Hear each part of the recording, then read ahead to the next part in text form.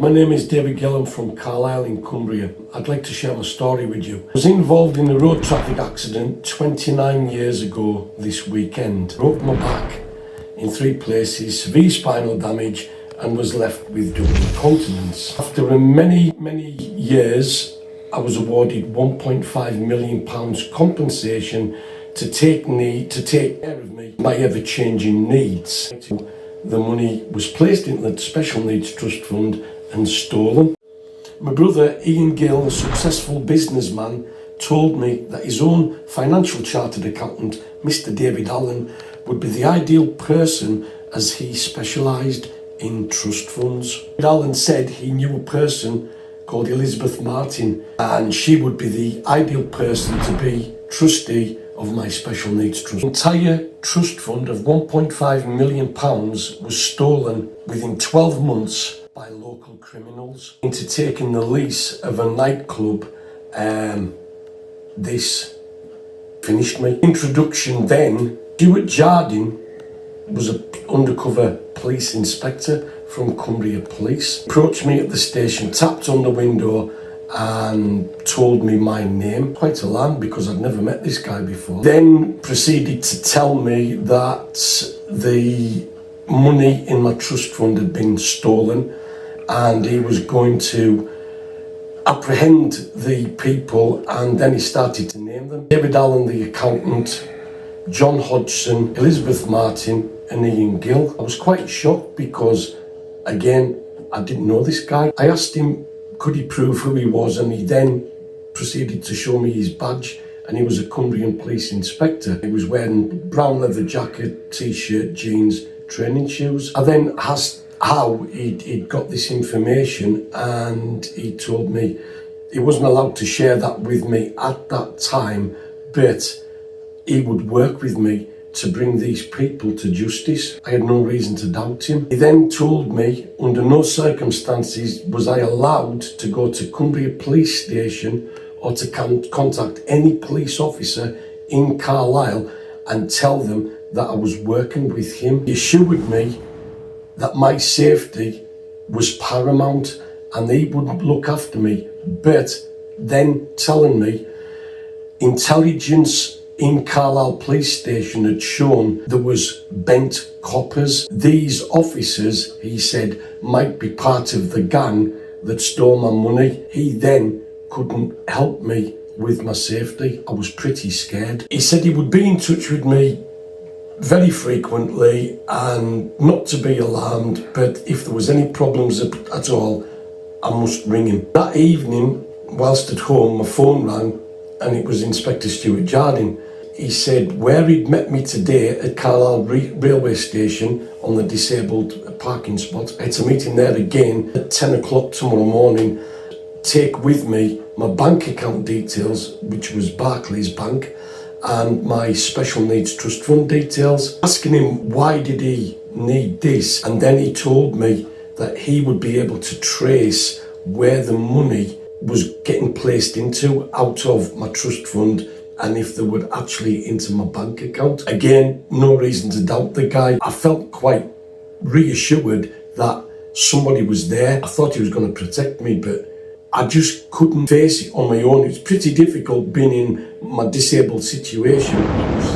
The phone calls started becoming more often, 2-3 times in a day, telling me every time he spoke to me, he knew where I'd been. And I asked him, was I getting followed?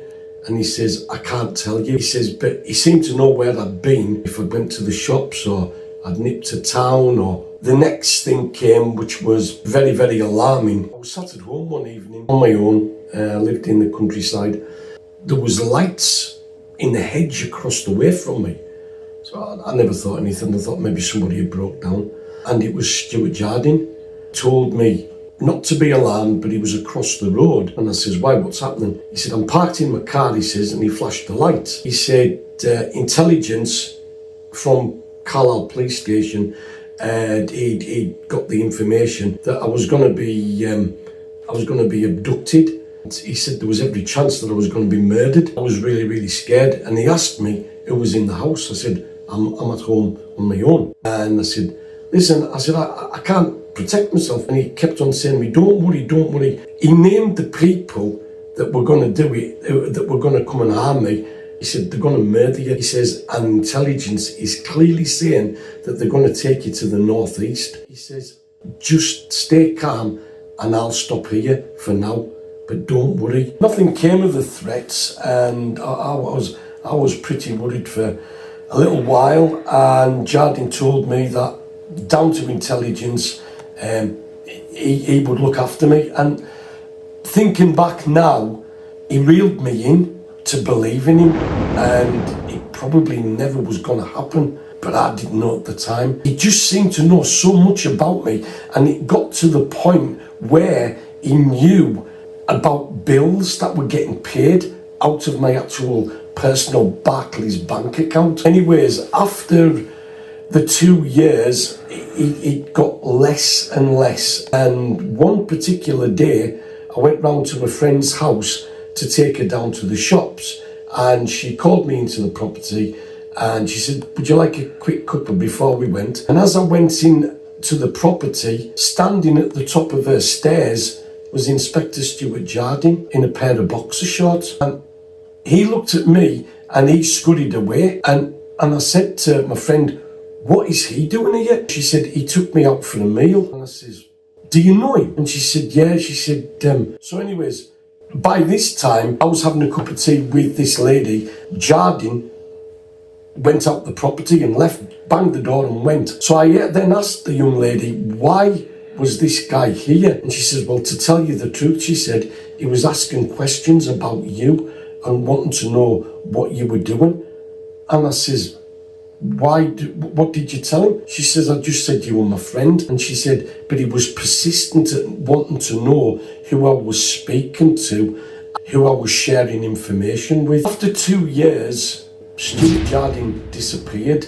I kept on ringing the phone number and it wouldn't connect. I was pretty upset because he said he was going to be there to protect me. Then, a year or so later, out of the blue, a guy knocked on my door, and this guy introduced himself as Detective Constable James Gurill of Cumbria Police Force, and he said he would like to speak to me regarding the talks that I'd had with Inspector Stuart Jardine. James Gurill then asked me could I give him my bank account details, which was my Barclays bank account and my Special Needs Trust Fund.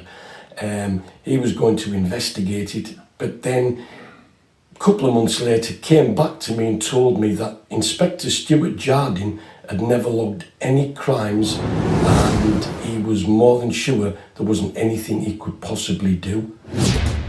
When James Gurill come to visit me, he never came in a police vehicle. He was always alone, and every time he came to see me, he came on a motorbike. The motorbike was parked across the road, and he always came in with the motorbike gear on and carrying his crash helmet. I always wondered why he came on his own, and I asked him the question and he said nobody needed to know. James Gurill then told me that he wanted to take a DNA test, and I was quite concerned, asking why, and he said it was just in case I was murdered and at least they could identify my body. This was very worrying, but he told me not to worry. It was all part of the procedure that he would follow. Now we go back to Stuart Jardine. Whilst he was a serving police officer, he started up a company and used David Allen as his accountant. But this is the police inspector that was investigating David Allen for criminal acts. When I lost my money, John Hodgson, Town and Country Roofing, he stole £125,000 off me. He said it was for a loan to purchase a property. The very next day, he came to my house and pinned me up against the wall and told me that if I told anybody, police or anybody, he would find out and he would make me even more disabled than I already was. When I passed over this information to Detective Constable James Gurill said, we'll just keep that out the mix for now. He said, because I would be charged with money laundering. I couldn't understand why, because I could prove where I got my money from. Could John Hodson prove where he got his from?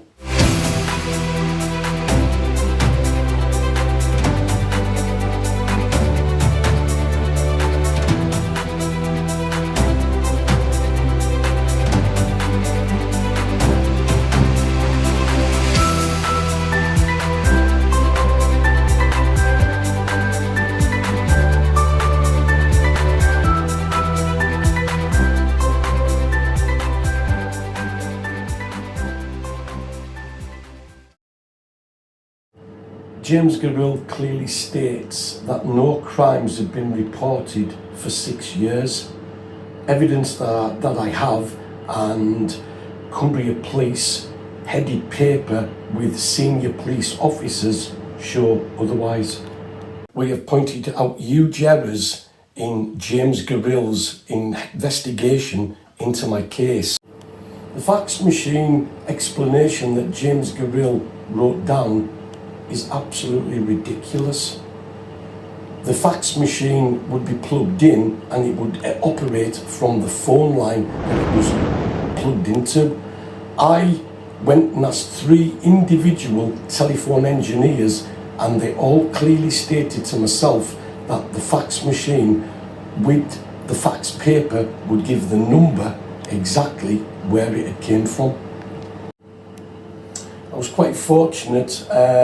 I managed to get the help from a charitable organisation, and I had a brief access to a barrister who drafted a report and named individuals and identified that the signatures were forged on 3 faxes. The faxes were withdrawals for a total of just over £350,000. DC Gorill stated that Elizabeth Martin had money from my trust fund to purchase furniture. In 2002, furniture was purchased for me. I had the statements to prove it, and this was all done and completed by the insurance people that looked after my accident. We have just found out now that James Gorill has been retired from Cumbria Police Force. The Commissioner now refuses to communicate with myself. Only last week in our local newspaper, serving Cumbrian CID officer, now retired but works alongside Cumbria Police, was sent to jail for passing over information, and Mr. Barry Cowan also was part of the CID officers that investigated my case.